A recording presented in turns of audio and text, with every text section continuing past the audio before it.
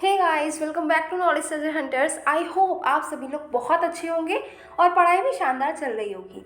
आपको तो पता ही है कि हम जुलाई मंथ की जो हमारी विजन आइज की मैगजीन है उसको कवर कर रहे थे, जो कि अब अंतिम चरणों में आ चुकी है। ऑलरेडी हमने मेजर पार्ट्स को कंप्लीट कर लिया है। आज हम कंप्लीट करने वाले हैं सोशल इश्यूज़ को। तो देखते हैं भाई सोसाइटी से रिलेटेड क्या क्या हुआ है। चलो सबसे पहले बात करते हैं, जो हमारा पहला टॉपिक है that is right based approach for development. कि जो हम डेवलपमेंट करते हैं, ठीक है, उसमें हमको क्या करना है, हमें अपने अप्रोच बदलने की ज़रूरत है।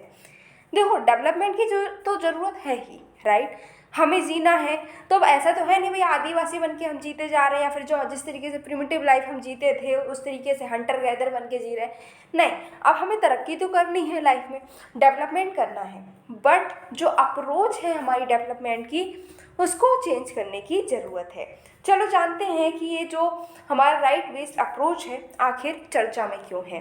चर्चा में इसीलिए है क्योंकि जो राजस्थान की सरकार है उसने इंट्रोड्यूस कर दिया है एक नया बिल। अब बिल इंट्रोड्यूस किया है तो उसका नाम क्या है भाई, उसका नाम है the Rajasthan minimum guaranteed income bill. ठीक है, तो अब इस बिल के बारे में और अगर हम जानें तो बिल प्रपोज करता है कि एक मिनिमम गारंटीड इनकम दी जाएगी गारंटीड वेज के तौर पर, या फिर पेंशन के ज़रिए हम क्या करेंगे, हर एक व्यक्ति को क्या करने वाले हैं, एक मिनिमम अमाउंट जो है वो पे करने वाले हैं। मतलब राजस्थान सरकार जो है एक मिनिमम अमाउंट जो है राजस्थान के लोगों को पे करेगी। अब हो सकता है कि एक वेज के फॉर्म में हो सकता है वो पेंशन के फॉर्म में हो। इससे क्या है, साथ ही साथ में जो अर्बन और रूरल दोनों ही लेवल्स पर एम्प्लॉयमेंट भी प्रोवाइड किया जाएगा, जो कि बात करता है हमारे कॉन्स्टिट्यूशन की। डीपीएसपी में अगर हम जाएं तो डीपीएसपी में हमको दिखता है आर्टिकल 38 एंड आर्टिकल 41। आर्टिकल 38 कहता है कि हमको क्या करना है, जो इनइक्वालिटीज़ हैं हमारी सोसाइटी में उसको मिनिमाइज करना है। आर्टिकल 41 कहता है कि राइट टू वर्क है हर किसी के पास में। तो इन्हीं डीपीएसपीज़ को अब हमें क्या करना है, हमारी जो सरकार है, राजस्थान की सरकार है, वो क्या कर रही है, इन्हीं डीपीएसपी को रियलिटी बनाना चाहती है। और इसीलिए उसने क्या किया, उसने ये प्रोविज़न लेकर आया है कि जो राजस्थान के लोग हैं उनको क्या मिलेगा, रोज़गार मिलेगा। ना केवल रूरल लेवल पर बल्कि अर्बन लेवल पर भी ये रोज़गार मिलने वाला है। As well as minimum guaranteed कुछ इनकम दी जाएगी in the form of wage और in the form of pension. क्या ऐसी अप्रोच कहीं और भी है या फिर राजस्थान में पहली बार ये सब हुआ है? तो ऐसी अप्रोच जो है कई और स्टेट्स ने भी अपनाई है, जैसे कि तमिलनाडु, झारखंड, हिमाचल प्रदेश। तो ये कुछ और ऐसी स्टेट्स हैं जिन्होंने भी इसी एरिया में अपना कुछ काम करके दिखाया है। एक्सपर्ट्स का मानना है कि ये जो इनिशिएटिव्स हैं ये बहुत सही है, और ये जो राइट बेस्ड अप्रोच हमारी डेवलपमेंट की होती है उसी की तरफ ये अग्रसर है।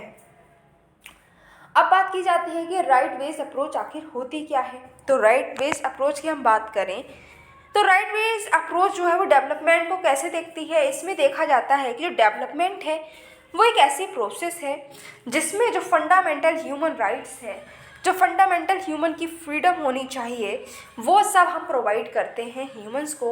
उनकी जो चॉइस है उसको और ज़्यादा बढ़ा रहे हैं, उनकी कैपेबिलिटीज़ को बढ़ा रहे हैं, उनकी जिस तरीके की जो स्टैंडर्ड ऑफ लिविंग है उसको इम्प्रूव कर रहे हैं। तो कोई ऐसी प्रोसेस जो इतना सारा काम कर रही है, अगर ये सब हो रहा है तो उस प्रोसेस को हम डेवलपमेंट बोलेंगे। किस अप्रोच में बोलेंगे? राइट्स बेस्ड अप्रोच में। ठीक है, राइट्स बेस्ड अप्रोच जो है इसमें पुअर, मार्जिनलाइज्ड, वल्नरेबल ग्रुप्स जो हैं उन पर बहुत फोकस किया जाता है। जो भी हम स्ट्रेटजी बनाएंगे, जो भी हम काम करेंगे डेवलपमेंट से रिलेटेड, उसमें सबसे ज़्यादा हम ध्यान किस पर रखेंगे? पुअर लोगों पे, मार्जिनलाइज्ड लोगों पे, या फिर वल्नरेबल ग्रुप्स पे। इन जनरल अगर हम बात करें तो इसमें क्या होता है, इसमें हम health, education, employment, disability cover, gratuity, pension, इन सारे एरियाज में काम करते हैं। इंडिया ने भी राइट बेस्ड अप्रोच अपनाई है। ठीक है, अगर हम नेशनल लेवल में बात करें तब भी बात की जाती है तो राइट बेस्ड अप्रोच हमारी नेशनल लेवल पर भी चल रही है, जैसे कि एमजी नरेगा, आरटीआई। तो ये कुछ जो हमने काम करके दिखाए हैं ये राइट वेज अप्रोच को ही फॉलो करती है। ठीक है, चलो अब क्वेश्चन ये अराइज होता है कि भाई ये जो राइट वेज अप्रोच है इसकी क्या ज़रूरत थी? अच्छा खासा डेवलपमेंट हम कर तो रहे थे, क्या ज़रूरत आन पड़ी कि अब हम ये जो राइट वेज अप्रोच कर रहे हैं? तो सबसे पहली बात कि लोगों का पार्टिसिपेशन बहुत ज़रूरी है, राइट। जो डेवलपमेंट है उसमें सिर्फ सरकार काम करे तो काम नहीं चलेगा, वो डेवलपमेंट इतना परफेक्ट नहीं होगा। लेकिन जिन लोगों के लिए हम काम कर रहे हैं उन लोगों को भी डेवलपमेंट की प्रोसेस में अगर हम ऐड कर दें तो जो है हमारा डेवलपमेंट काफ़ी अच्छा होगा। इसी चीज़ को देखते हुए ये लगा कि हाँ राइट वेज अप्रोच जो है उसकी ज़रूरत है। नेक्स्ट है इंक्लूसिव डेवलपमेंट। वही बात है कि डेवलपमेंट जो है वो हर एरिया में होना चाहिए, हर एक पर्सन जो है उसको लगना चाहिए कि हाँ हमारे लिए भी कुछ काम हो रहा है। तो यहाँ पर बात की जाती है कि जो कुछ डिसएडवांटेज ग्रुप्स हैं जिन तक अभी भी हमारा जो डेवलपमेंट है वो नहीं पहुँच पाया है उनको भी इंक्लूड करना है। जैसे कि बात की जाए तो शहरों में तो लोग जो है वो मेट्रो में चल रहे हैं, ठीक है, 5G 6G इतनी स्पीड में नेट चला रहे हैं। लेकिन कुछ ऐसे एरियाज़, अगर ट्राइबल एरियाज़ की हम बात करें तो वहाँ पर पक्के रोड भी नहीं पड़े हुए हैं। वहाँ पर लोग जो है वो 5G 6G क्या उनको 2G की स्पीड से भी नेट नहीं मिल रहा है। तो यहाँ पर यही जो हमारा लोप साइड डेवलपमेंट हो रहा है कि कहीं पर तो हाई स्पीड में डेवलपमेंट देखने को मिल रहा है और कहीं पर बिल्कुल भी डेवलपमेंट नहीं है। इस चीज़ को अभी हमें इम्प्रूव करना था। नेक्स्ट बात करें तो जो गवर्नमेंट है वो अकाउंटेबल रहे। भाई जवाबदेही भी तो होनी चाहिए ना गवर्नमेंट की कि भाई काम कर रहे हो कि नहीं कर रहे हो, कहाँ पर कितना पैसा लगाया, उससे क्या हुआ, कितना काम हुआ, इस सब चीज़ों के लिए भी अकाउंटेबल गवर्नमेंट को ठहराना है। पॉवर्टी को रिड्यूस करना है। भाई देखो गरीबी जो है ये तो हमारा देश जब से आज़ाद हुआ उससे पहले से ही अब हमें ये विरासत में मिली चली आई है, जिसको हम हर साल यही मुद्दा उठाते हैं कि गरीबी को हटाना है, गरीबी को हटाना है। आज़ादी के पहले के समय से ही हम गरीबी को हटाने के लिए पता नहीं कितनी कोशिश कर रहे हैं, बट आज भी सीन क्या है, आज भी स्टेटस क्या है, आज भी हमारे यहाँ पर गरीबी बहुत है। ठीक है, अगर हम national multi dimensional poverty index की बात करें तो यहाँ पर बताया गया है कि 14% से भी ज़्यादा की पॉपुलेशन जो हमारी इंडिया की है वो अभी भी मल्टी डायमेंशनल पॉवर्टी के अंदर ग्रसित है।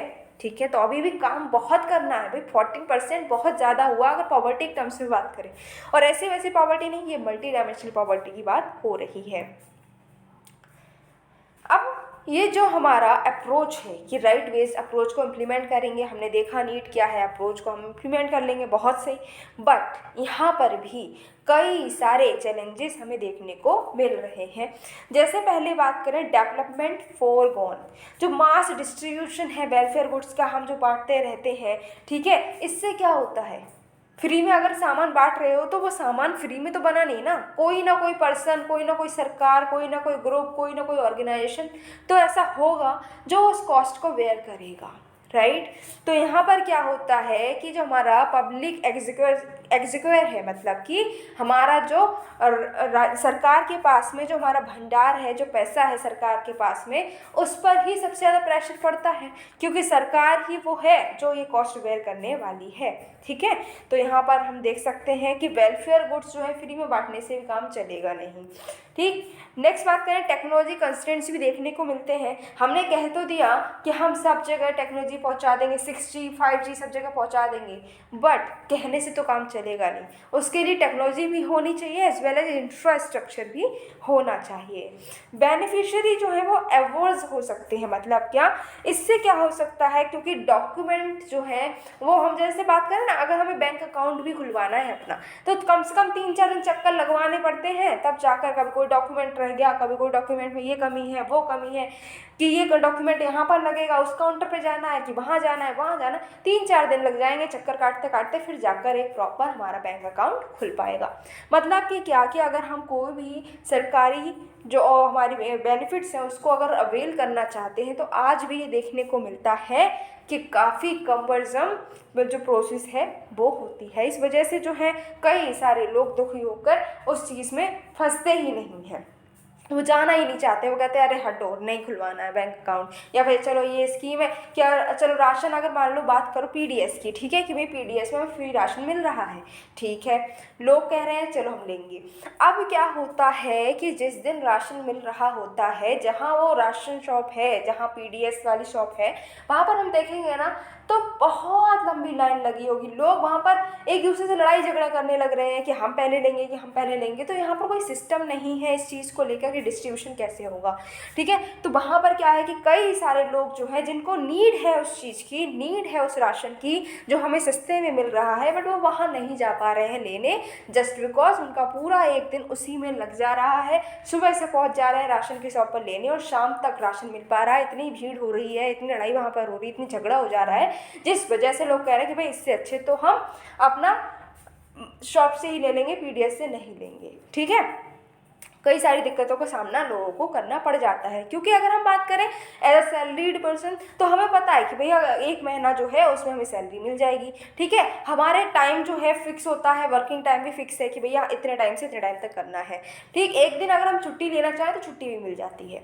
बट अगर हम डेली वेजर्स की बात करें, क्योंकि अगर आप बात करो पीडीएस की, राइट, तो वो मेनली कौन लोग उन पर डिपेंड है, पीडीएस पर कौन डिपेंड है, वो लोग जो कि बहुत महंगा जो साग सब्जी है, जो राशन है उसको नहीं अफोर्ड कर पा रहे हैं, वही तो नीडी पर्सन है। और वो क्या करते हैं, डेली वेज को अर्न करते हैं। तो अगर वो एक दिन काम पर नहीं जाएंगे तो उस दिन उनके घर पर पैसा भी नहीं आएगा, राइट। तो वो एक दिन उनके लिए बहुत कीमती होता है और वो दिन उनका पीडीएस में चला जाता है राशन लेने।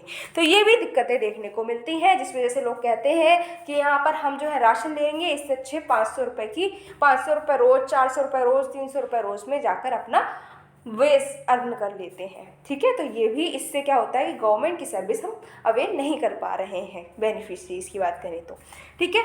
चलो, ये तो हमने देखी कि चैलेंजेस हैं। प्रिंसिपल्स क्या है राइट वेज अप्रोच को लेकर, तो यहाँ पर प्रिंसिपल्स की अगर हम बात करते हैं, सबसे पहला प्रिंसिपल है कि लोगों का पार्टिसिपेशन होना चाहिए, ठीक है। लोग उसमें पार्टिसिपेट करेंगे, गवर्नमेंट की अकाउंटेबिलिटी होनी चाहिए, इक्वालिटी होनी चाहिए, किसी के साथ में भेदभाव नहीं होना चाहिए, एम्पावरमेंट होना चाहिए, एज वेल एज लीगल भी होना चाहिए, लीगलिटी को भी हमें ध्यान में रखना है। अच्छा, कितनी बार कहाँ कहाँ पर हमने देखा है कि हमारे इंडिया में ये जो राइट वेज अप्रोच है इसको अपनाया गया, तो कई बार देखा गया है। जैसे आरटीआई की बात कर लेते हैं, ठीक है, फिर एमजी नरेगा की बात कर लो, जो हमारा फॉरेस्ट राइट्स एक्ट आया उसकी भी बात करो, राइट टू एजुकेशन की बात करो, जो हमारा नेशनल फूड सिक्योरिटी एक्ट है, यहाँ सब में कहाँ किस अप्रोच का यूज़ किया गया है, राइट वेज अप्रोच का यूज़ किया गया है। तो अगर कहीं से भी ये क्वेश्चन आ जाता है, कहीं पर इंटरव्यू पूछा जा रहा है या मेंस में क्वेश्चन आ रहा है राइट वेज अप्रोच को लेकर, तो आपको ये एग्जाम्पल लिख देने हैं, as simple as that. Okay, पहला टॉपिक बहुत क्लियर। चलो मूव करते हैं अपने सेकंड टॉपिक की तरफ। सेकंड टॉपिक है हमारा वाटर सैनिटेशन एंड हाइजीन, जिसको हम शॉर्ट में प्यार से वॉश भी बोल देते हैं, ठीक है। तो वॉश का मतलब ये मत समझ लेना कि भैया हाथ धुलने जा रहे हैं या फिर फेस वॉश करने जा रहे हैं। वॉश यहाँ पर है वाटर सैनिटेशन एंड हाइजीन। चलो समझ में आया ये चीज़, लेकिन ये चर्चा में क्यों आ गया, क्यों हम इसको पढ़ रहे हैं, तो इसलिए हम पढ़ रहे हैं क्योंकि हमारा जो वर्ल्ड हेल्थ ऑर्गेनाइजेशन है WHO जो है, उसने एक रिपोर्ट को जारी कर दिया। अच्छा, रिपोर्ट का नाम क्या है, रिपोर्ट का नाम है burden of disease attributable to unsafe drinking water sanitation and hygiene. मतलब कि वॉश जो है, अनसेफ वॉश अगर हमको मिलता है, उस वजह से डिजीजेस जो है वो कितनी फैलती हैं, इसके बेसिस पर एक रिपोर्ट जो है आई है WHO की। अच्छा, वॉश क्या होता है, तो वॉश एक कलेक्टिव टर्म है। वॉश क्या है, कलेक्टिव टर्म है, किससे रिलेटेड है, वाटर सैनिटेशन एंड हाइजीन से रिलेटेड है, जिसमें बात की जाती है कि जो पीने का पानी है वो हमको सेफ मिलना चाहिए, ठीक है। सैनिटेशन की फैसिलिटीज़ जो हैं वो हमको अच्छी मिलनी चाहिए, बेसिक लेवल ऑफ हाइजीन को भी मेंटेन करके रखना है। SDG 6 भी कुछ ऐसी है जो हमारे वॉश से रिलेटेड है। तो हाँ, SDG 6, ठीक है। SDG 6 की अगर हम बात करते हैं तो क्लीन वाटर एंड सैनिटेशन, जिसका एम क्या है कि हम इंश्योर करेंगे कि हम हर किसी को वाटर जो है वो सेफ़ ड्रिंकिंग वाटर प्रोवाइड कर सकें, हर एक व्यक्ति को सैनिटेशन जो है वो सेफ़ पहुंचा सकें। रिपोर्ट जो है रिपोर्ट ने बताया कि 2019 की बात कर लो, 2019 में जो वॉश सर्विसेज हैं वो 2.5%, उसने क्या किया, जो डेथ होती हैं उसको 2.5% तक प्रिवेंट किया है, और डिसेबिलिटी जो होती है वो 2.9% से कम की है। तो यहाँ पर आपको ये डेटा जो है ज़्यादा टफ भी नहीं है, तो इसको डेटा को आप कहीं पर भी राइट डाउन कर लें, लिख कर रख लें। मेन जब होगा आपका तब आप इसको हेल्थ का कोई भी क्वेश्चन आएगा वहाँ पर इसको अच्छे से कोट कर सकते हैं कि अगर अच्छी हमारी जो वॉश सर्विसेज अगर हम प्रोवाइड कर देते हैं, हेल्दी वाटर हम प्रोवाइड कर रहे हैं, सेफ़ जो है हाइजीन प्रोवाइड कर रहे हैं और सैनिटेशन प्रोवाइड करते हैं, तो WHO ने ऐसा बोला है कि 2019 में 2.5% जितनी भी डेथ हमारी होती हैं उसको प्रिवेंट कर लिया गया, और जो डिसेबिलिटी हो जाती है उसको भी 2.9% तक हमने सिर्फ वॉश से ही प्रिवेंट कर लिया है, ठीक है। चलो, अब करंट स्टेटस क्या है इंडिया में अगर हम बात करें, इंडिया की देखते, क्योंकि हम इंडिया में रहते हैं, इंडिया का पेपर देंगे, इंडिया से ज़्यादा हमें लेना देना है, तो इंडिया का हम पहले देखें तो इंडिया में स्टेटस क्या है। तो यूनिसेफ की बात करते हैं यहाँ पर, अभी WHO नहीं, अब यूनिसेफ जो है वो रोल में आ चुका है। यूनिसेफ ने क्या बोला कि जो पर्सन जो है ओपन डेफिकेशन करते थे इंडिया में वो बहुत ज़्यादा रिड्यूस्ड हो गए हैं। लगभग 450 मिलियन लोग ऐसे थे जो ओपन डिफिकेशन करते थे, बट अब 450 मिलियन लोग ओपन में डिफिकेशन नहीं करते हैं। इनएडिक्वेट वॉश सर्विसेज जो हैं हेल्थ फैसिलिटीज़ में, इस वजह से नियोनेटल मोर्टेलिटी रेट बहुत बढ़ जाता है, जो कि अब जो है 24 डेथ पर आ चुका है। ये क्या कह दिया इन्होंने कहा कि जो अगर अनसेफ वॉश सर्विसेज मिलती हैं, इनएडिक्वेट वॉश सर्विसेज मिलती हैं, तो इस वजह से जो हमारे जो बेबीज़ बॉर्न होते हैं उनकी डेथ जो है वो बहुत ज़्यादा हो जाती है। अनसेफ वॉश जो कंडीशंस होती हैं, वॉश सर्विसेज जो होती हैं, अगर वो इनएडिक्वेट मिलती हैं तो सबसे ज़्यादा असर किस पर पड़ रहा है, उन बच्चों पे जो अभी अभी पैदा हुए हैं। लगभग 1000 में से 24 बच्चे ऐसे होते हैं जो इन कंडीशंस की वजह से डेथ जिनकी हो जाती है। अच्छा, अब हम कह रहे हैं कि अगर इतना इसका नुकसान है कि अगर हम वॉश सर्विसेज अच्छे से नहीं देंगे तो यहाँ तो इतने सारे लोगों की डेथ भी हो सकती है, तो क्यों ना हम वॉश सर्विसेज अच्छे से दे दें। हाँ, बिल्कुल दे देंगे, लेकिन यहाँ पर देने के लिए भी कई सारे चैलेंजेस का सामना करना पड़ता है। जैसे कि पहले हम बात करें जेंडर इनइक्वालिटी की। जब भी प्लानिंग की बात आती है इन वॉश सर्विसेज की, वॉश से रिलेटेड कोई भी प्रोजेक्ट लग रहा है तो यहाँ पर वीमेन को इग्नोर कर दिया जाता है, ठीक है, वीमेन को इग्नोर कर दिया जाता है। जैसे कि अगर हम बात करें तो अगर सैनिटेशन की ही बात कर लो तो कई सारे स्कूल्स ऐसे मिल जाएंगे आज के दिन में भी कि वहाँ पर गर्ल्स के लिए टॉयलेट की जो सर्विस है वो नहीं मिल रही है, टॉयलेट्स वहाँ पर सेपरेट नहीं है गर्ल्स के लिए, ठीक है। कई सारे कॉलेजेस में भी ऐसा ही सीन देखने को मिल जाएगा।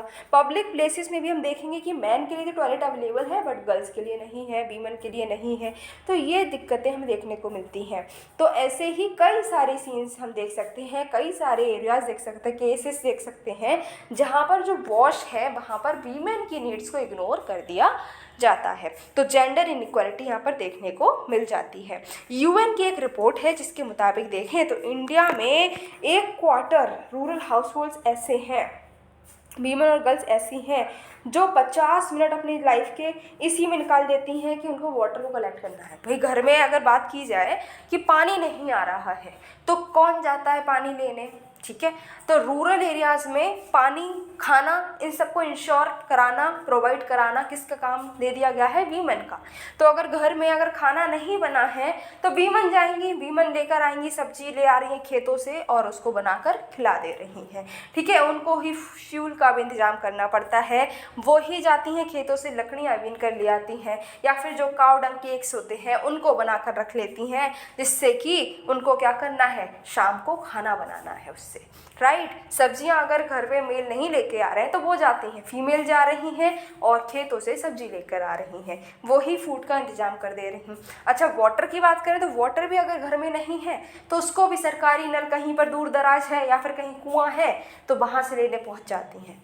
तो यहाँ पर भी बात की जाए तो जेंडर इनइक्वालिटी देखने को मिल रही है ना, कि ये सब काम तो फीमेल ही क्यों कर रही है, मेल भी तो कर सकते हैं, ह्यूमन तो वो भी है, खाना तो वो भी खाएंगे, पानी वो भी पिएंगे, बट काम कौन करने जा रहा है, फीमेल, ठीक है। तो जेंडर इनइक्वालिटी देखने को मिल रही है। नेक्स्ट बात करें तो बिहेवियरल चैलेंजेस, मल्टीपल फैक्टर्स हैं, जैसे कि हैबिट हो गया, एटीट्यूड हो गया, या फिर इच्छा ही नहीं है। तो इस वजह से जो है हमारी नॉलेज तो है बट हम उसको प्रैक्टिस में लाना नहीं चाहते। हमको पता है कि भाई हमको क्या करना, हाथ धुलकर खाना खाना है, ठीक है, तो हमें पता है कि भाई हाथ जो है उसमें जर्म्स है, हमें धुलकर खाना चाहिए, बट बहुत सारे लोग हैं जो हैंड वॉश तक नहीं करते, खाना सामने आया टूट पड़े उस पर, राइट। तो ये भी चीज़ें देखने को मिलती हैं। Poor affordability to hygiene products, कभी कभी क्या होता है कि हमको नॉलेज भी है, ठीक है, हम चाहते भी हैं बट हम उस चीज़ को अफोर्ड नहीं कर पाते। जैसे कि अगर बात करें, हमें पता है कि जो सैनिटाइज़र है उसका यूज़ करना चाहिए, ठीक है, पता है, बट सैनिटाइज़र यूज़ करने के लिए सैनिटाइज़र होना भी तो चाहिए। कभी कभी ऐसा होता है कि हमारे पास पैसा है बट सैनिटाइज़र जो है वो आसपास हमें मिल ही नहीं रहा है एरिया में, या फिर ऐसा हो सकता है कि सैनिटाइज़र सामने ही रखा है शॉप पर बट हम उसको खरीद नहीं पा रहे क्योंकि पैसा नहीं है। तो ये भी चीज़ें देखने को मिल जाती हैं। नेक्स्ट है सिविल सोसाइटी का इन्वॉल्वमेंट भी काफ़ी कम है। NGOs जो हैं वो और दूसरे कामों में तो लगे, जैसे एजुकेशन में भी लगे हैं, ठीक है, कई सारे NGOs जो हैं वो हमारे जो फाइनेंशियल इंक्लूजन है उसमें लगे हैं, पेट्स हैं उनकी भी देखभाल कर रहे हैं, बट ये वॉश जो है ना, वॉश के एरिया में लोग ज़्यादा आना नहीं चाहते। फिर है अनसेफ ड्रिंकिंग वाटर से एक्सपोजर बहुत ज़्यादा है, बहुत सारा, ये तो इसमें तो आप भी इससे रिलेट कर पाएंगे, आपको भी पता होगा कि आपके घर में जो पानी आ रहा है उसकी क्वालिटी अब अच्छी नहीं है, ठीक है, लेकिन आप में से बहुत सारे लोग, इवन मैक्सिमम लोग ऐसे होंगे जो कि RO को अफोर्ड नहीं कर पा रहे हैं, ठीक है, या फिर सेफ जो वाटर है उसको अफोर्ड नहीं कर पा रहे हैं। भाई नहीं है इतना पैसा, कैसे करें, राइट। ये तो है ना कि अब पानी पीने को तो मिल रहा है, प्यास बुझ रही है और इससे हमारा काम चल रहा है, हम ये सोचकर काम करते जा रहे हैं, ठीक है। हमें पता है पानी जो है उसकी क्वालिटी ढंग से नहीं आ रही, ठीक नहीं आ रही है, उसमें कई सारे केमिकल्स मिलकर आ रहे हैं, कई सारे टॉक्सिक सब्सटेंसेस भी हमारे इस पानी में है, बट हमें पता होने के बाद में भी हम वही पानी पी रहे हैं just because we can't afford that thing, right. हम नहीं अफोर्ड कर पा रहे हैं कि हम जो है RO को लगवा लें या फिर फिल्टर का पानी मंगवा लें, डेली नहीं कर सकते, ठीक है। तो ये भी चीज़ यहाँ पर देखने को मिल जाती है। और इंडिया में मैक्सिमम पार्ट में ऐसा है कि जो अब पानी आ रहा है वो अब अनसेफ हो गया है। नेक्स्ट बात करें कि इन्फॉर्मेशन ही नहीं है लोगों के पास में, ठीक है, कई सारी स्टडी हम देख सकते हैं जिसमें लोगों के पास में इन्फॉर्मेशन ही नहीं है इस चीज़ को लेकर। चलो, अब वॉश के लिए कई सारे इनिशिएटिव्स भी उठाए गए हैं, जैसे कि बात करें वाटर से रिलेटेड, पानी से रिलेटेड क्या क्या काम किए गए हैं। तो वाटर क्वालिटी को मैनेजमेंट करने के लिए इंफॉर्मेशन सिस्टम एक बनाया गया है। जल जीवन मिशन भी आया है जिसके बारे में हम आए दिन पढ़ते ही रहते हैं। नमामि गंगे प्रोग्राम जो भी हर बच्चा जानता है कि भाई क्या है ये, ठीक है। सैनिटेशन की बात करते हैं, स्वच्छ भारत मिशन हर कोई जानता है, एक छोटे बच्चे से लेकर बड़ा बूढ़ा हर कोई जानता है स्वच्छ भारत मिशन क्या है, ठीक है। ये दोनों फेज में आया, रूरल के लिए भी आया और अर्बन एरिया के लिए भी आया।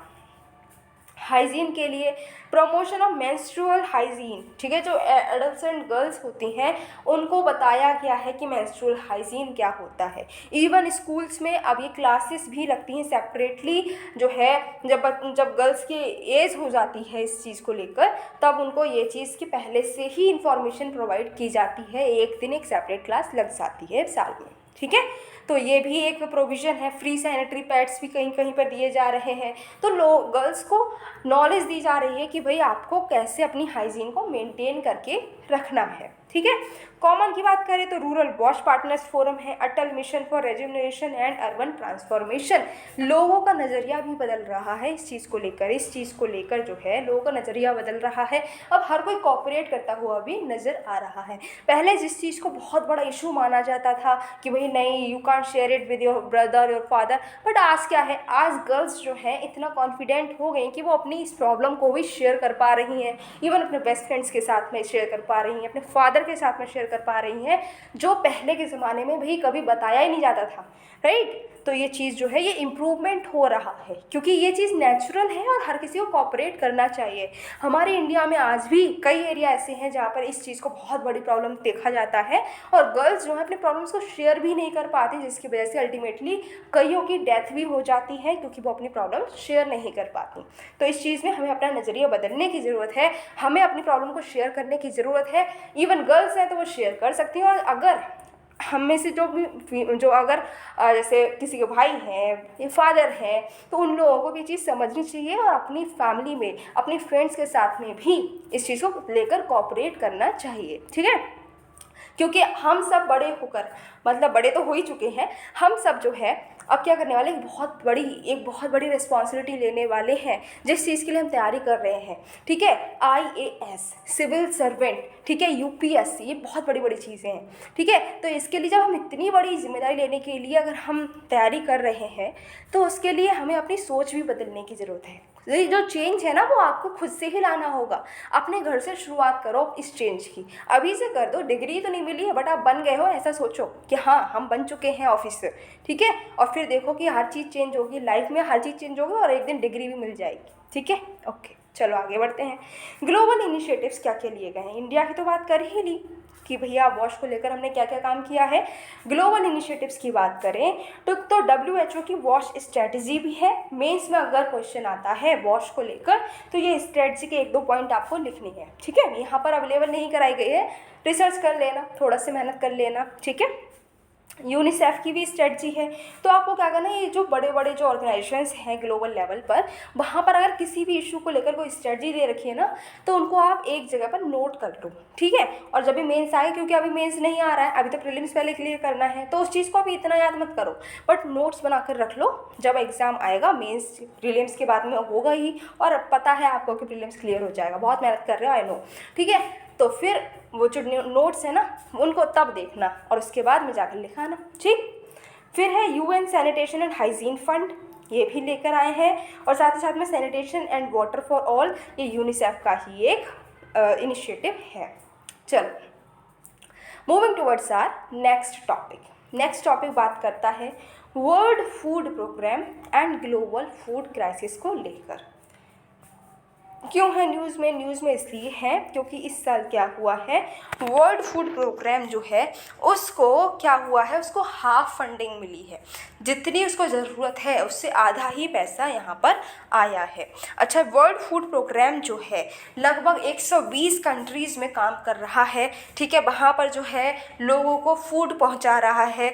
ऐसे लोग जो कॉन्फ्लिक्ट की वजह से डिस्प्लेस हो गए हैं, या फिर डिजास्टर की वजह से जो है जिनकी लाइफ बिल्कुल तहस नहस हो गई, लाइवलीहुड खत्म हो चुका है, घर बार छूट चुका है, तो ऐसे लोग जिनको फूड की भी दिक्कत हो रही है, उनको फूड पहुंचाने का काम करता है हमारा वर्ल्ड फूड प्रोग्राम।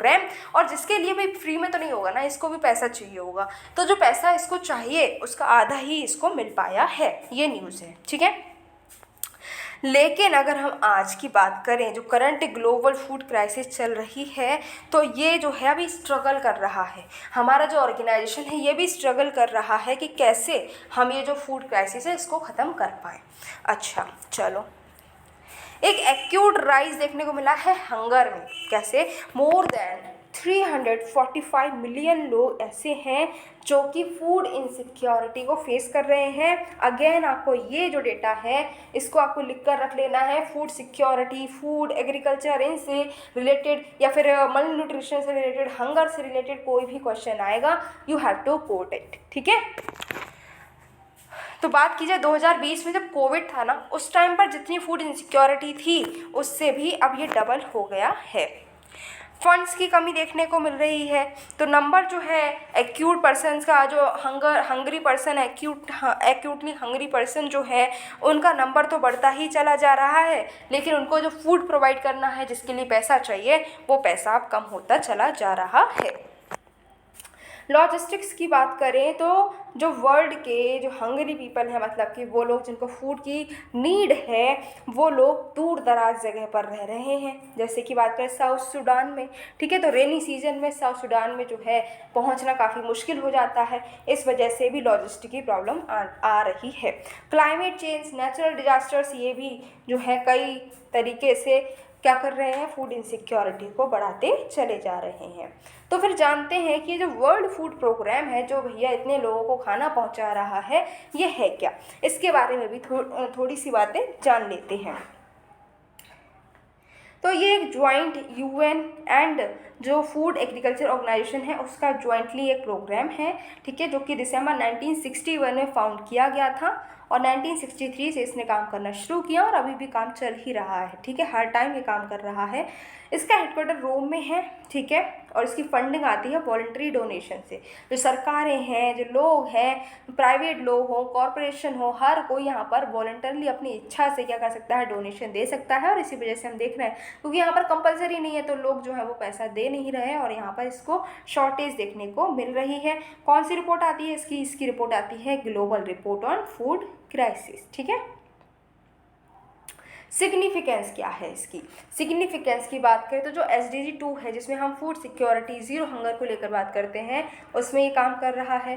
2/3 जो है इसका काम जो है वो जो जितना भी ये काम करता है उसका 2/3 काम जो है ये ऐसे एरिया में कर रहा है जहाँ पर कन्फ्लिक्ट हो रखी है, ठीक है। स्कूल मील्स जो है ये प्रोवाइड करता है 65 कंट्रीज़ में लगभग 18 मिलियन बच्चों को। टेक्निकल सपोर्ट भी ये इमरजेंसी की टाइम पर प्रोवाइड करता है। दूसरी और अगर हम रिलेटेड इन्फॉर्मेशन की बात करें तो हमारी इंडिया में इसने क्या क्या काम किया है। इंडिया में जो हमारा टारगेटेड PDS है उसको इसने ट्रांसफॉर्म करके रख दिया है। अभी हम बात करें तो अन्नपूर्ति, ठीक है, अन्नपूर्ति एक सोल्यूशन इसने प्रोवाइड किया है जिसमें ऑटोमेटिक ग्रेन डिस्पेंसर्स लगाए हैं, राइस के लिए ATMs भी लगाए हैं, ठीक है। फोर्टिफिकेशन में भी काम कर रहा है, फूड का फोर्टिफिकेशन करा जा रहा है, फूड इनसिक्योरिटी को मैप किया जा रहा है, उसको मॉनिटर किया जा रहा है, तो इन फील्ड में भी इसने काम किया है, ठीक है। चलो अब हम देखते हैं अपना नेक्स्ट टॉपिक किसके बारे में बात करता है, तो नेक्स्ट टॉपिक हमारा बात करता है अर्बनाइजेशन को लेकर, एग्री फूड सिस्टम को लेकर। भाई क्यों है चर्चा में, तो ये चर्चा में इसीलिए है क्योंकि जो सोफी है वो अभी रिलीज़ हुई है। अभी सोफी क्या है, सोफी है state of the food security and nutrition in the world 2023। इस रिपोर्ट की अगर हम बात करें तो ये रिपोर्ट जो है ये प्रिपेयर की जाती है बहुत सारे ऑर्गेनाइजेशन के मिलने से, बहुत सारे ऑर्गेनाइजेशन आपस में कोऑपरेट करते हैं और रिपोर्ट आती है, नाम है जिसका सोफी, ठीक है। इसमें कौन कौन से ऑर्गेनाइजेशन है, तो फूड एंड एग्रीकल्चर ऑर्गेनाइजेशन, ठीक है, फूड एंड एग्रीकल्चर ऑर्गेनाइजेशन इसमें है। नेक्स्ट है international fund for agriculture development, UNICEF और वर्ल्ड फूड प्रोग्राम जिसके बारे में हमने जस्ट अभी ही पढ़ा है, वर्ल्ड हेल्थ ऑर्गेनाइजेशन। ये सब मिलकर क्या करते हैं, एक रिपोर्ट बनाते हैं जो कि है सोफी। अब अगर बात की जाए कि रिपोर्ट आई है तो कुछ फाइंडिंग भी हुई होंगी, हाँ बिल्कुल फाइंडिंग हुई है। जैसे कि हंगर और न्यूट्रिशन से रिलेटेड क्या फाइंडिंग है, तो कहा गया है कि अगर हम 2019 से कंपेयर करें तो लगभग 122 मिलियन लोग ऐसे हैं जो कि हंगर को फेस कर रहे हैं, क्योंकि कभी पैंडमिक हो जा रहा है तो कभी कन्फ्लिक्ट हो जा रहा है। तो इस वजह से क्या हो रहा है कि यहाँ पर जो हंगर है लोगों को देखने को मिली है, फूड इनसिक्योरिटी भी बढ़ी हुई देखने को मिली है। लगभग 22% चिल्ड्रन ऐसे हैं जो स्टंटेड हैं, 6.8% ऐसे हैं जो वेस्टेड हैं, 5.6% ऐसे हैं बच्चे जो कि ओवरवेट हैं। सोफी 2023 की बात करें तो इसने जो है अलग अलग एस्पेक्ट्स पे फोकस किया है कि कैसे जो है एग्री फूड सिस्टम जो है वो बदलता जा रहा है अर्बनाइजेशन की वजह से। अर्बनाइजेशन जो है वो बदला है, उस वजह से जो फूड प्रोड्यूस होता था, फूड जो सप्लाई होता था, फूड जो कंज्यूम होता था, वो भी बदलता हुआ नज़र आया है। अर्बनाइजेशन की अगर हम बात करें तो अर्बनाइजेशन का मतलब क्या है कि रूरल पुश और अर्बन पुल फैक्टर्स से अर्बनाइजेशन होता है। जैसे कि बात की जाए कि रूरल एरिया में एम्प्लॉयमेंट नहीं है और अर्बन एरिया में एम्प्लॉयमेंट बहुत है, तो लोग क्या करेंगे, रूरल से निकलेंगे अर्बन में जाएंगे, ठीक है। रूरल एरिया में एजुकेशन नहीं मिल पा रही, अच्छे स्कूल्स नहीं हैं, अर्बन एरिया में हैं, तो बच्चों की पढ़ाई के लिए कई सारी फैमिलीज़ हैं जो शिफ्ट हो जाती हैं अर्बन एरिया में। तो इस तरीके से अर्बनाइजेशन जो है बढ़ता चला जा रहा है। अब कैसे ये अर्बनाइजेशन हमारे एग्री फूड सिस्टम को इन्फ्लुएंस करता है। भैया अर्बनाइजेशन हो रहा है, लोग गांव छोड़कर शहर में बस रहे हैं, बसने दो, लेकिन फूड पर क्या असर पड़ रहा है, फूड पर भी असर पड़ रहा है। चलो जानते हैं कैसे। डाइवर्सिटी आ जाती है फूड चॉइसेस में, ठीक है।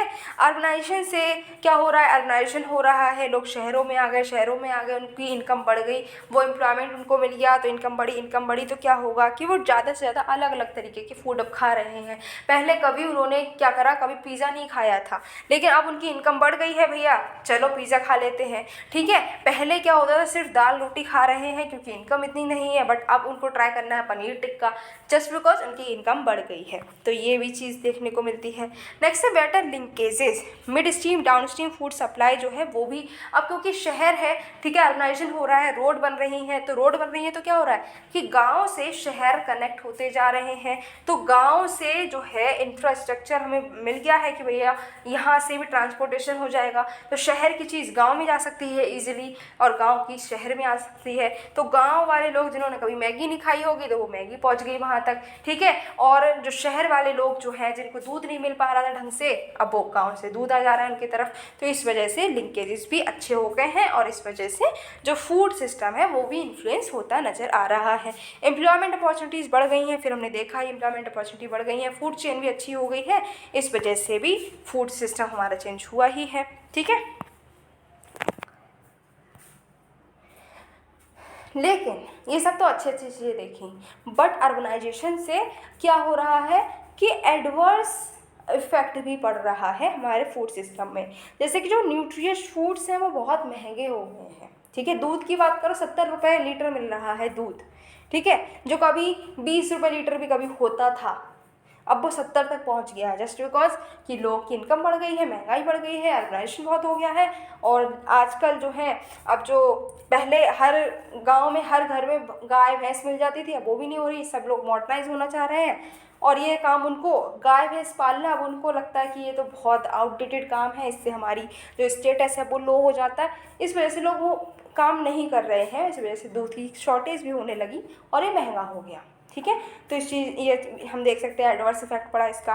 नेक्स्ट है कि इनकम अपॉर्चुनिटीज़ भी कम होती जा रही हैं क्योंकि एक्सक्लूजन हो जा रहा है स्मॉल फार्मर्स का इस वैल्यू चेन में, ठीक है। अब जो बड़े बड़े फार्मर्स हैं उनके अपने ट्रक्स हैं, वो अपना जो है सप्लाई कर दे रहे हैं जो प्रोड्यूस बनता है उनका, लेकिन अब छोटे फार्मर्स हैं उनका क्या है कि दिन में 10 किलो तोरई अगर उनकी खेत से निकली है तो 10 किलो तोरई कौन उनकी लेकर जाएगा शहर तक, कहते हैं कि यहीं पर बेच दो, इस वजह से उनकी इनकम कम रह गई है।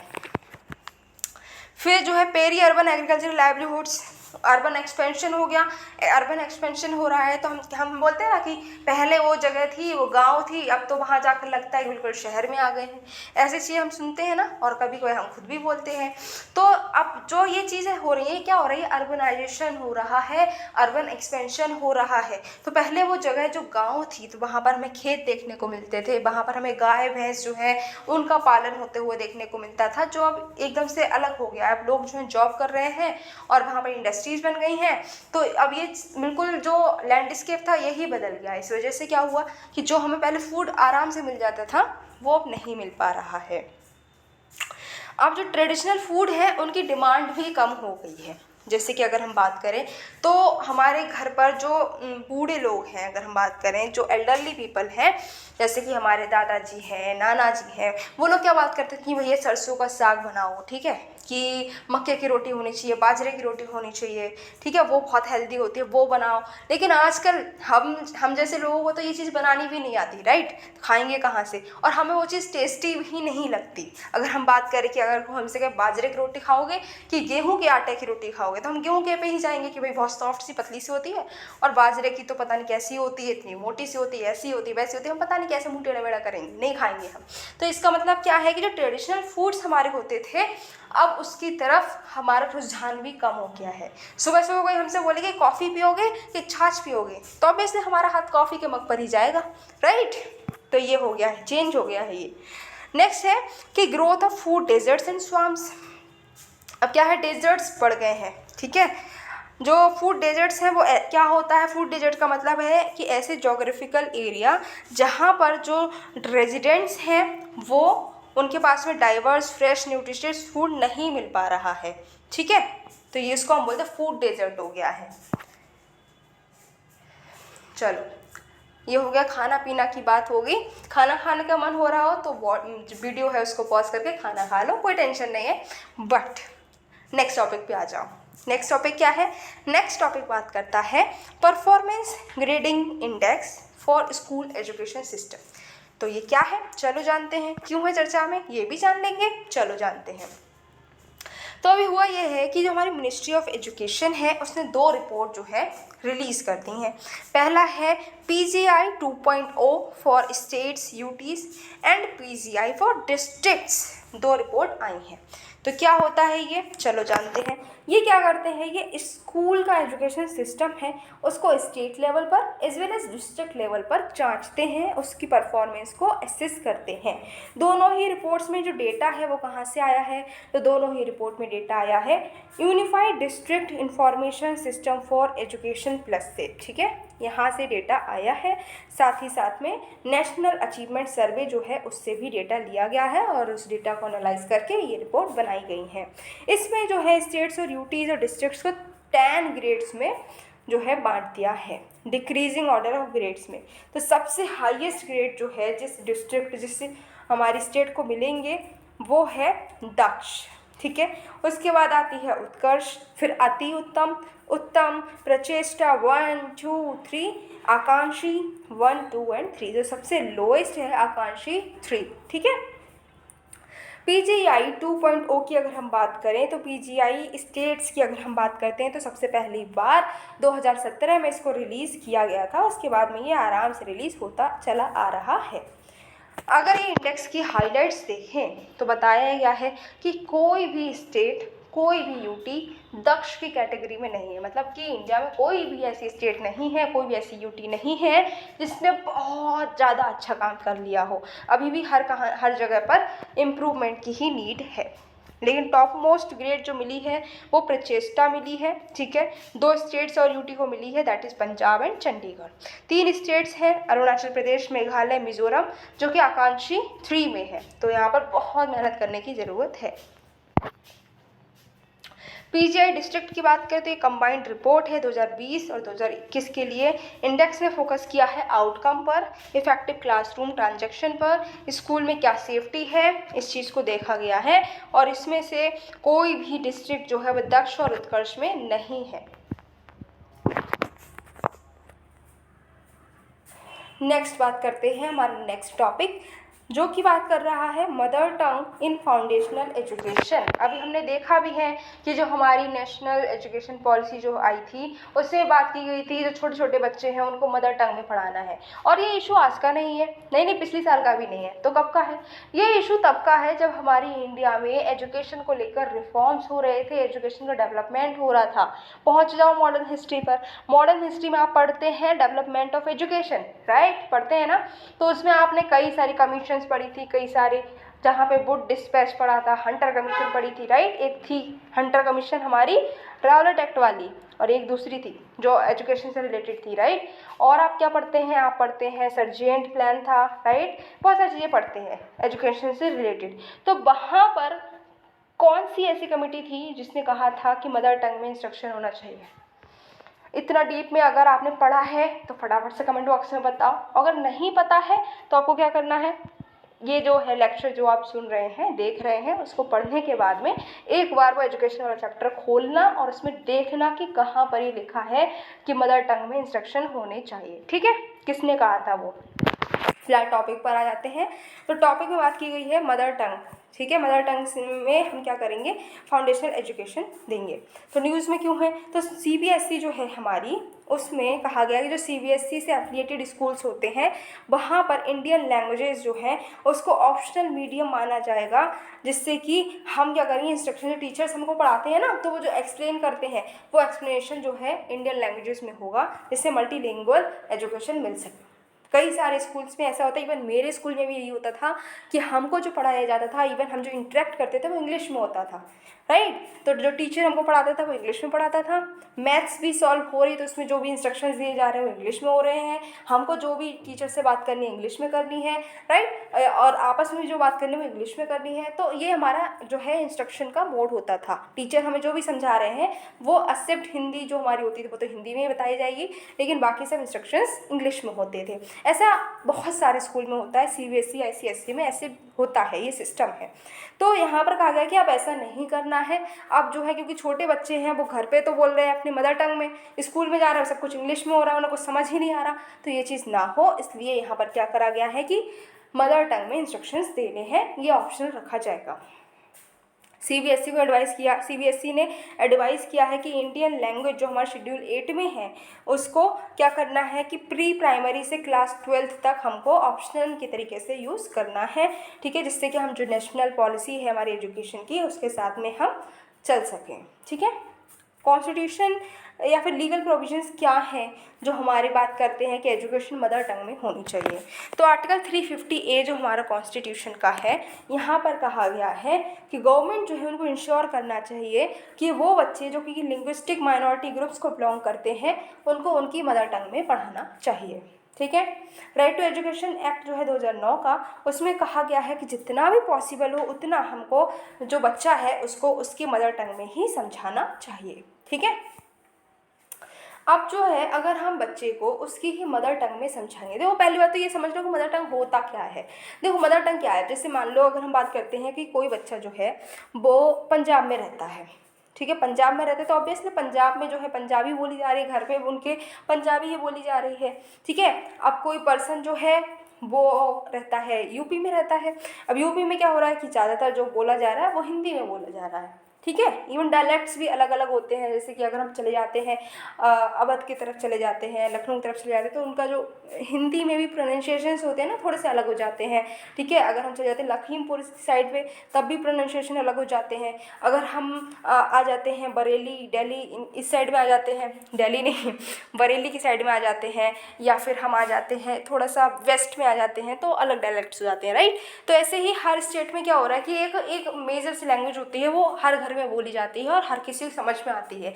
घर में बच्चा वही लैंग्वेज बोल रहा है, तो जो बच्चा घर में लैंग्वेज बोल रहा है ना उसी लैंग्वेज में इंस्ट्रक्शंस देने हैं, ऐसा यहाँ पर कहा गया, उसी को मदर टंग बोलते हैं, ठीक है। इम्पॉर्टेंस क्या है, तो बेटर कॉग्निटिव डेवलपमेंट, सबसे पहली चीज़ जिस लैंग्वेज में हम घर पे बात कर रहे हैं उसी लैंग्वेज में हमको स्कूल में पढ़ाया जाए तो वो चीज़ हम बहुत अच्छे से रिलेट कर पाते हैं और समझ पाते हैं। आपकी ही बात देख लो, देखो इंग्लिश में लिखा हुआ है PDF में, बट मैं आपको हिंदी में समझा रही हूँ, ठीक है, और हिंदी ही आपको समझ में ज़्यादा अच्छे से आ रही है। उससे ऐसे नहीं आपको इंग्लिश नहीं आती, आती है, आपको इंग्लिश आती है, ऑब्वियसली आती है, बट जब आप इस लेक्चर को हिंदी में देख रहे हो, ठीक है, जो हिंदी में एग्जाम्पल्स दिए जा रहे हैं उस चीज़ को सुन रहे हो तो आप इसको बहुत अच्छे से रिलेट करके समझ पा रहे हो, इवन लॉन्ग टाइम तक आपको ये चीज़ याद भी रहेगी। तो ऐसा ही बच्चों के साथ में भी है, तो बच्चों को अगर उनकी मदर टंग में समझाएंगे तो क्या होगा कि बहुत अच्छे से उनको समझ में आएगा और लंबे समय तक वो चीज़ उनको याद रहेगी, ठीक है। पर्सनैलिटी डेवलपमेंट में भी हेल्प हो जाती है क्योंकि बच्चा जो है उसके अंदर कॉन्फिडेंस आता है, सेल्फ स्टीम जो है वो उसकी जनरेट होती है। जैसे कि अगर आपसे बात की जाए तो अभी भी देखो हम में से कई सारे लोग ऐसे होंगे जिनसे कहा जाए कि आप ऐसा करो कि 5 मिनट तक इंग्लिश में बोलते रहो लगातार धड़ाधड़, तो कई सारे लोग ऐसे होंगे जिनको ऐसा लगेगा कि भाई मेरा कॉन्फिडेंस थोड़ा कम हो रहा है कि इंग्लिश में बात करनी है, इतने सारे लोग हैं उनके सामने मैं इंग्लिश बोलूँगा, इंग्लिश में नहीं बोलना आया तो, ठीक है, तो इस वजह से उनकी कॉन्फिडेंस लो हो जाएगा। वहीं पर अगर हम हिंदी में कह दें या फिर उनकी जो मदर टंग है उसमें बोल दें तो वो धड़ल्ले से बोलते चले जाएंगे, उनका कॉन्फिडेंस और बूस्ट होगा। तो ये बच्चों के साथ में भी होगा, ठीक है। नेक्स्ट है कि इंगेजमेंट बेटर हो जाएगा क्योंकि जो स्टडीज अभी दिखाती हैं कि क्लासरूम में पार्टिसिपेशन जो है इससे बढ़ेगा, ठीक है, जो ड्रॉप आउट्स है वो कम होंगे क्योंकि बच्चे जो है उनको उसी लैंग्वेज में बताया जा रहा है जो घर पे बोलते हैं, तो वो जाएंगे स्कूल में कहेंगे अरे पढ़ने में बहुत मज़ा आता है, जो टीचर हैं वो हमसे बहुत अच्छे से बोलती हैं और टीचर हमसे क्वेश्चन पूछते हैं बता पाते हैं, तो वो स्कूल जाएंगे। वहीं पर कुछ बच्चे ऐसे हैं जिनको इंग्लिश समझ में नहीं आ रही है, ठीक है, और घर पे इंग्लिश का कोई माहौल है नहीं, तो वो कहते हैं कि पता नहीं टीचर क्या बोल देती है आकर और मुझे कोई समझ ही नहीं आता, वो मुझसे पूछती हैं तो मैं हिंदी बोलता हूँ तो टीचर बोलती है कि नहीं तुमको तो इंग्लिश में बहुत बात करनी है, ठीक है, और इस वजह से मैं आंसर नहीं दे पाता हूँ इसलिए मैं स्कूल नहीं जाऊँगा, मुझे पढ़ाई नहीं करनी है। तो ये भी दिक्कतें देखने को मिलती हैं। नेक्स्ट है होम स्कूल पार्टनरशिप। पेरेंट्स भी पार्टिसिपेट कर सकते हैं अपने बच्चों की एजुकेशन में, और इससे जो बच्चे का जो लर्निंग एक्सपीरियंस है बहुत अच्छा हो जाएगा। हमारी बात करो, बचपन में क्या होता था कि हम स्कूल से पढ़ के आते थे ABCD, घर पे हम देख रहे हैं तो हमारे कज़न है वो ABCD हमसे सुनने बैठ जा रहे हैं कि चलो ABCD, ठीक है, हम खेल रहे हैं उसमें भी ABCD हम बोलते चले जा रहे हैं। अगर घर में मम्मा खा ली है तो वो भी ABCD करे जा रही हैं, पापा खा लिए वो भी ABCD करे जा रहे हैं। मतलब क्या कि माहौल पूरा ऐसा है कि हम खेलते खेलते पढ़ रहे हैं। तो ऐसा कब होगा, जबकि जो हम पढ़ा रहे हैं स्कूल में वो भी उसी लैंग्वेज में हो जो कि बच्चा घर पे पढ़ रहा है, घर पे बोल रहा है, तो ये यहाँ पर हो जाएगा। कल्चरल हेरिटेज हमारा बच्चे ऑब्वियसली मदर टंग जो है बच्चे की वो बच जाएगी। लेकिन यहाँ पर चैलेंजेस भी हैं। मदर टंग को अगर हम स्कूल में पढ़ाएंगे तो क्या होगा, कुछ चैलेंजेस भी देखने को मिलते हैं। जैसे लैंग्वेज की डाइवर्सिटी है। अब मान लो एक क्लास में 50 बच्चे हैं, उसमें कुछ बच्चे तो ऐसे होंगे ना जो मुस्लिम होंगे, ठीक है, उनके घर पे उर्दू बोली जा रही है, ठीक है, कुछ बच्चे ऐसे होंगे जो कि पंजाबी हैं, कुछ बच्चे हिंदी मेजॉरिटी, ठीक है, हिंदू हैं। तो इस वजह से क्या होगा, कौन सी लैंग्वेज में समझाया जाए, ये दिक्कत आ जाएगी। नेक्स्ट है कि स्कूल का रेजिस्टेंस है वो बदलने के लिए स्कूल कह रहे हैं नहीं हमारा जो मोड चल रहा है हम वही करेंगे, हम नहीं बदलेंगे, तो ये भी दिक्कत है। टीचर्स की अवेलेबिलिटी अगर बताओ, अगर कहीं स्कूल में अभी क्या था, इंग्लिश में बताया जा रहा था, तो इस इंग्लिश वाले टीचर्स भी थे जो इंग्लिश जिनको आती थी, अब वहाँ पर कह दिया गया कि नहीं अब यहाँ पर जो है सिर्फ तेलुगु में समझाया जाएगा। अब पता है कि हो सकता है कि बहुत सारे टीचर ऐसे हैं जिनको तेलुगु आती ही नहीं, तो क्या होगा, कौन समझाएगा बच्चों को, कौन पढ़ाएगा, तो ये भी दिक्कत देखने को मिलेगी। फाइनेंशियल वायबिलिटी की भी दिक्कत होती ही होती है, एंड पॉलिसी इश्यूज भी सामने आएंगे। अब कुछ इनिशिएटिव्स लिए गए हैं जिससे कि जो मदर टंग है उसको एजुकेशन की फील्ड में हम प्रमोट कर सकें। जैसे कि हमारा जो नेशनल करिकुलम फ्रेमवर्क है 2022 का, फाउंडेशनल स्टेजेस के लिए उसमें कहा गया कि मदर टंग को यूज़ करना है primary medium of instruction 8th जब बच्चा 8 साल का होगा तब तक, ठीक है। नेक्स्ट है नेशनल ट्रांजिशन मिशन, जिसमें हम टेक्स्ट बुक्स को ट्रांसलेट करेंगे 8 शेड्यूल लैंग्वेजेस में।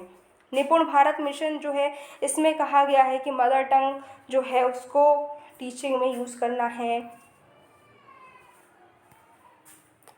Moving towards a next topic बात करता है the path to equal report. तो एक रिपोर्ट है जिसका नाम है द पाथ टू इक्वल। तो ये रिपोर्ट जो है किसने अभी निकाली है रिपोर्ट, तो रिपोर्ट जो है ये निकाली गई है UNDP एंड UN वीमन, ठीक है, UNDP एंड UN वीमन ने मिलकर ये रिपोर्ट जो है ज्वाइंटली रिलीज़ की है, ठीक है, जो कि women empowerment and gender equality पर फोकस करती है। तो 2 नए इंडाइसिस इसमें ऐड किए गए हैं। पहला है ग्लोबल जेंडर पैरिटी इंडेक्स, ठीक है, पहला क्या है, ग्लोबल जेंडर पैरिटी इंडेक्स, जो कि वैल्यूएट करता है वीमन का स्टेटस मैन के रिलेटिव 4 डायमेंशंस में। कौन कौन सी डायमेंशंस हैं, तो पहली है लाइफ एंड गुड हेल्थ, दूसरी है एजुकेशन, स्किल बिल्डिंग, नॉलेज, फिर है labour and financial inclusion, and the last is decision making. फिर है वीमन एम्पावरमेंट इंडेक्स, जिसमें सोलली वीमन पर ही फोकस किया गया है, उसकी जो पावर है, ठीक है, और फ्रीडम है चॉइसेस को लेकर या फिर अपॉर्चुनिटीज़ को लेकर, उनको हम यहाँ पर देखते हैं, जिसमें 5 डायमेंशंस कवर की गई हैं। 4 डायमेंशंस तो हमारी GCPI की ही है, और एक और नई डायमेंशन है that is freedom from violence. अब बात कर लेते हैं UNDP की। तो ये जो है 1966 में इस्टेब्लिश हुआ था, जिसमें पॉवर्टी, इनइक्वालिटी और जो हमारा एक्सक्लूजन है इसको हम जो है रिड्यूस करने के लिए काम कर रहे हैं। हेडक्वार्टर इसका न्यूयॉर्क में है और ये लगभग 177 कंट्रीज़ में काम करता है। इंडिया में भी ये काम करता हुआ नज़र आता है। अभी जो रिपोर्ट आई है इसकी की फाइंडिंग्स की बात करें तो जेंडर पैरिटी, तो कोई भी कंट्री जो है उसने फुल जेंडर पैरिटी को नहीं अचीव किया है। इंडिया में जेंडर पैरिटी लो है, ठीक है, ये चीज़ याद रखनी है। लाइफ एंड गुड हेल्थ की बात करें तो 2022 में लगभग 1.2 बिलियन वीमेन एंड गर्ल्स ऐसी थीं जिनका एज जो थी वो रिप्रोडक्टिव एज थी, दैट इज़ 15 to 49, जो ऐसी कंट्रीज़ में रह रही थी जहाँ पर सेफ अबॉर्शन की भी फैसिलिटी उनको नहीं थी। एजुकेशन, स्किल बिल्डिंग, नॉलेज की बात करें तो 11 से 20 million secondary school age girls जो हैं उनको फोर्स किया जाता है कि वो स्कूल ना जाएं। पैंडेमिक के टाइम पर ऐसा हुआ था। लेबर एंड फाइनेंशियल इंक्लूजन की बात करें तो ओनली 61.8% जो प्राइम वर्किंग एज की वीमन है और वो ग्लोबली लेबर फोर्स में हैं। वहीं पर मैन जो है वो 90% है। डिसीजन मेकिंग में बात करी जाए तो 10 में से 9 मैन और वीमेन जो हैं वो होल्ड करते हैं biases against women. UN women की बात करें तो ये 2010 में आई है, न्यूयॉर्क में इसका भी हेडक्वार्टर है और ये क्या करती है कि जेंडर इक्वालिटी को लेकर काम करती है, वीमेन एम्पावरमेंट को लेकर काम करती है। अब देख लेते हैं न्यूज़ इन शॉर्ट्स को। बहुत ज़्यादा डिटेल में बहुत सारी न्यूज़ हमने कवर कर ली है। अब आते हैं शॉर्ट्स में, ठीक है। जैसे कि हम यूट्यूब पर लंबी वीडियो देखने के बाद शॉर्ट्स पे जाते हैं, वैसे यहाँ पर आ जाते हैं। चलो, तो सबसे पहले न्यूज़ इन शॉर्ट्स हमारी है सस्टेनेबल डेवलपमेंट गोल्स प्रोग्रेस। तो SDG हमारे गोल्स हैं, उनकी प्रोग्रेस क्या हुई है, इसके लिए एक रिपोर्ट आई है, ठीक है। इसमें जो है ये स्पेशल एडिशन है जिसको रिलीज़ किया गया है UN के द्वारा। ये रिपोर्ट जो है UN department of economic social affairs जो है वो इसको रिलीज़ करती है, जिसमें ये 2030 का जो एजेंडा है हमारा SDG को लेकर उसको ये उसकी प्रोग्रेस को मॉनिटर करती है। SDG हमारे 17 गोल हैं जिसमें 169 टारगेट्स हैं, हम सबको ये बात तो पता ही है। की फाइंडिंग क्या है रिपोर्ट की, तो यहाँ पर कहा गया है कि लगभग 50% से ज़्यादा जो प्रोग्रेस है टारगेट्स की वो वीक है, ठीक है। 30% में जो प्रोग्रेस है वो स्टॉल हो चुकी है, मतलब रुक गई है या फिर वापस जाने लगी, रिवर्स हो गई है कोविड-19 पैंडेमिक की वजह से और जो क्लाइमेट चेंज, बायोडाइवर्सिटी लॉस और पॉल्यूशन की वजह से इस पर बहुत बुरा प्रभाव पड़ा है। 2030 तक लगभग 84 मिलियन चिल्ड्रन जो हैं वो स्कूल से आउट हो चुके हैं। 300 मिलियन चिल्ड्रन या यंग पीपल जो हैं वो स्कूल को अटेंड कर रहे हैं और उनको लिखना पढ़ना कुछ नहीं आ रहा है, ठीक है। इस ट्रेंड से अगर देखा जाए तो 2030 में लगभग 575 मिलियन लोग अभी भी एक्सट्रीम पॉवर्टी में रहेंगे, ऐसा कहा गया है, ठीक है। तो कहाँ पर हमें सबसे ज़्यादा एक्शन की ज़रूरत है, तो head of state and government जो है उनको फिर से अपने जो एक्शन है उनको शुरू करने की ज़रूरत है, जिससे कि SDGs को हम अचीव कर पाएँ।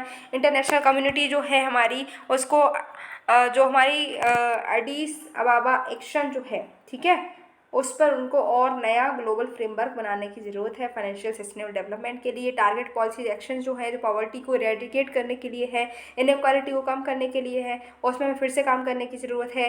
कैपेसिटी जो है मल्टीलेटरल सिस्टम जिससे कि इमर्जिंग चैलेंजेस को हम टैकल कर सकें वो भी बढ़ाने की ज़रूरत है। आते हैं नेक्स्ट टॉपिक पर, that is 2 new health bills pass in parliament. तो 2 नए बिल्स जो हैं हेल्थ से रिलेटेड अभी पार्लियामेंट में पास हुए हैं। कौन से बिल हैं ये, तो पहला है national nursing and midwifery commission bill 2023 and second is national dental commission bill 2023। इनको इंट्रोड्यूस किया गया है जिससे कि जो पैरामेडिकल जिसमें नर्सेस मिडवाइफ्स आती हैं और जो डेंटल सेक्टर है इसमें जो एजुकेशन है उसकी क्वालिटी को इम्प्रूव किया जाए, ठीक है। बिल्स जो है ये नेशनल मेडिकल कमीशन की लाइंस पर है जिसमें हम जो है मेडिकल एजुकेशन को और अफोर्डेबल बनाने की कोशिश कर रहे हैं, ठीक है। अब इसमें जो है जो हमारा NDC बिल है ये रिपील करेगा डेंटिस्ट एक्ट 1948 को, मतलब समझ रहे हो कितना पुराना बिल है, तो इसको ये रिपील करेगा। इसमें कहा गया है कि नेशनल डेंटल कमीशन बनाई जाए जो कि डेंटल एजुकेशन को रेगुलेट करेगी, ठीक है। इसमें कहा गया कि एक एग्जिट टेस्ट भी होना चाहिए डेंटिस्ट के लिए, जैसे नेशनल एग्जिट टेस्ट होता है वैसा ही डेंटल एग्जिट टेस्ट भी होना चाहिए। नेक्स्ट है institutional development plan for higher education institutions. तो UGC ने गाइडलाइंस अभी दी हैं इंस्टीट्यूशनल डेवलपमेंट प्लान के लिए जो हायर एजुकेशन इंस्टीट्यूशंस के होते हैं उनके लिए। नेशनल एजुकेशन पॉलिसी 2020 जो है वो कहती है कि जो हमारा इंस्टीट्यूशनल डेवलपमेंट प्लान है वो कितना इंपॉर्टेंट है और कहा कि हर इंस्टीट्यूशन जो है वो अपना स्ट्रेटजिक इंस्टीट्यूशनल डेवलपमेंट प्लान बनाएगा और इसी के बाद में ये गाइडलाइंस जो है जारी हुई हैं। इसकी ज़रूरत यह है कि जो यूनिफॉर्म सेट ऑफ नॉर्म्स होने चाहिए वो हर किसी पर लग नहीं पा रहे हैं, इसीलिए अपने अपना पाथ जो है सबने पकड़ रखा है, तो ज़रूरत है कि अपना अपना प्लान भी होना चाहिए।